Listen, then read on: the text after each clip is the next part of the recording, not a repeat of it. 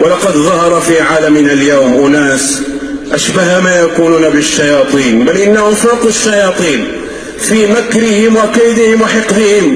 منهم واحد له خرجات دائمة، خرج مؤخرا وتقيأ أعزكم الله وقال إننا يجب أن نلغي تفسير النبي للفاتحة. هكذا قال على رؤوس الأشهاد، قال يجب علينا أن نلغي، انظروا إلى هذه الوقاحة، إلى قلة الأدب، أن نلغي تفسير النبي للفاتحة لأنه لم يعد مسايرا للعصر ويتعارض مع المواثيق الدولية. هذا المخلوق لا أريد أن أذكر اسمه لأن الزمان والمكان أشرف من أن يتلوث باسمه، وهذا لا يستحق الرد، وإنما نقول له يكفيك ما فيك، فرجيعك في فيك، وإن الأمة تعظم نبيها رغما عن أنفك وأنف الذين يضعون اللقم في فيك. إذا التقت الرقاعة مع البشاعة ولدت هذه النماذج المخزية عياذا بالله.